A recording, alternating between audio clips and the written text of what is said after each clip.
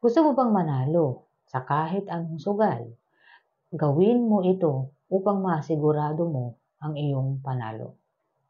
Meron pong mga ritual na maaari nating gawin kung nagnanais po tayo ng panalo o nagnanais tayo na magkaroon ng malaking tsansa ng panalo. Maaari po natin gawin ang mga ritual na ito at bukod po sa ritual na ating ginagawa, meron po tayong dapat na ginagawa bago tayo maglaro. Sapagkat ang enerhiya po sa ating paligid sa araw-araw ay maaaring magdulot po ng impluwensya sa ating pagkakaroon ng winning energies. Kaya't kinakailangan alamin natin ang mga bagay na ito dahil malaki ang nagiging impluwensya nito sa pagkakaroon ng panalo. Ang mga manlalaro po na basta na lamang naglalaro, madalas po sila ay natatalo. Mahalaga po na inaalam natin ang mga bagay na ito kung nagnanais tayo ng kasiguraduhang manalo o nagnanais tayo ng malaking tsansa ng panalo. Dapat po alam natin ito.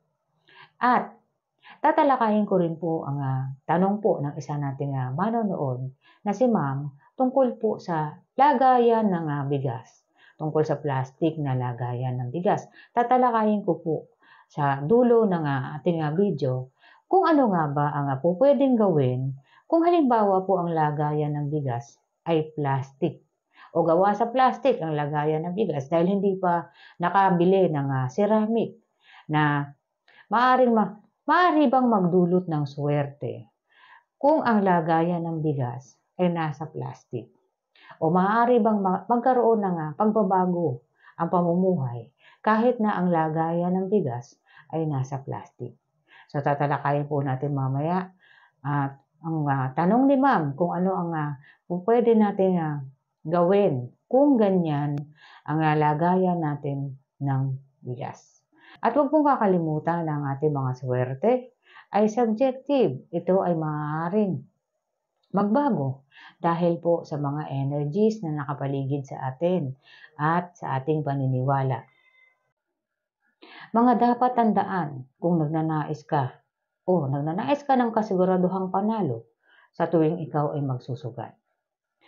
Kapag makakita ka ng buntis na hindi mo kakilala o hindi mo kaano-ano at ito ay biglaan mo lamang na nakita, huwag ka nang maglaro sapagkat maaari kang matalo. Hindi po ito tumutukoy sa mga buntis na kamag-anak, asawa o kaibigan. Sapagkat ang mga buntis po ayon sa paniniwala ng mga intsek ay nagdudulot ng swerte. At ang mga buntis ay swerte. At kapag ito ay nakita mo at hindi mo sila kaano-ano, nasa kanila po ang winning energies at siguradong inauspicious energies na ang mapupunta sa iyo. At kaya ka matatalo. Yun po ang sinasabing dahilan kaya't natatalo ang mga manunugal na nakakakita ng buntis sa kanilang mga lugar na pinaglalaruan. Ayon po yan sa paniniwala na ang mga buntis ay pinapaboran po at nasa kanila ang mga winning energies. Kaya't kung makikita mo yan at bago ka maglaro, makikita mo sila, siguradong matatalo ka dahil nasa kanila ang winning energies. Yun po ang meaning ng kapag nakakita ka ng buntis, maaaring magkaroon ka ng malas na enerhiya. Yun po ang meaning. At ang mga buntis po ay maaaring magdulot ng swerte yan sa mga kapamilya nila na mahihilig maglaro. Ganon din ang mga buntis na naglalaro na talaga. Maaari po kayong magkaroon ng panalo. Kaya't ipinagbabawal po na kalabanin ang mga buntis sa larong sugal dahil siguradong panalo ang mga buntis. Pinapaboran po sila ng swerte.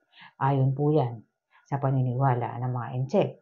Sunod, kapag nakakita ka po ng mga tao na may dalang libro, nagbabasa, o mga tao na nakatayo sa likuran mo habang ikaw ay tumataya.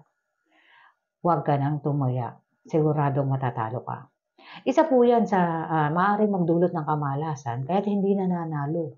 Malamang sa mga area na pinaglalaroan ninyo, mayroong tao sa likuran ninyo na nakatayo. O maaaring pinapanood kayo habang kayo ay tumataya o naglalaro. Magdudulot po sila ng pagkatalo. Lalong-lalo na kung hindi po ninyo sila kamag-anak. Para naman po sa katanungan ni Ma'am tungkol po sa plastic na lagayan ng bigas, ang pungsoy po ay may iba't ibang pamamaraan na pwede natin gawin kung ano man ang lagayan ng bigas na meron tayo. Sapagkat hindi po lahat ng tao ay kayang bumili ng ceramic na lalagyan agad-agad. Lalo na kung sila ay nakararanas ng struggle sa buhay. At para naman po doon sa mga tao na kaya naman nilang bumili ng anumang uri na lalagyan, ngunit okay na sila sa kanilang lagayan ng bigas, okay na po yan. Mayroon pong dalawang sitwasyon kung bakit kinakailangang palitan ang lagayan ng bigas. Unang-una, kung wala ka namang nararanasang anumang kamalasan sa buhay, wala kang struggle, at ang tingin mo sa lagayan mo ng bigas ay okay naman, maswerte sa paningin mo, maganda sa paningin mo, pwede po yan. Pwede na po yan sapagkat wala ka namang nararanasang kamalasan.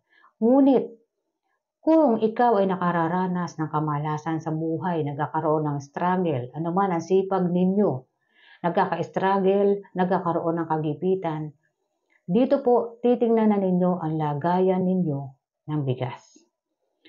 Kailangan po ang lagayan ng bigas, anumang uri na kaya ninyong bilhin na lagayan ng bigas, tingnan nyo po dapat malaki.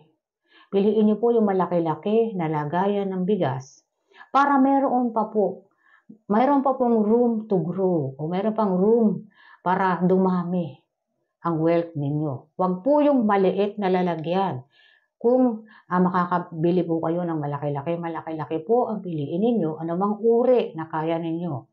Pwede po yun. At iwasan lamang ninyo yung transparent. Yung natatanaw yung laman sa loob, natatanaw yung bigas sa loob. Kung sakali na transparent ang lagayan ninyo ng bigas, pwede nyo pong lagyan niya ng tela o ng makukulay na papel para hindi po makita ang bigas sa loob. So, sa pinakaswerteng kulay po ay mga earthen colors po.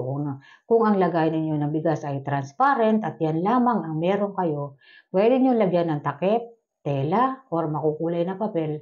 Earth colors po, kung makukulay na papel ang inyong ilalagay, yun po ang magandang ilagay. So, ano man po ang lagayan natin ng bigas, basta po sa paningin natin, ito ay maganda at nagdudulot ito ng swerte, pwede po yan. Papalitan lamang po yan kung kayo ay nakakaranas ng kamalasan.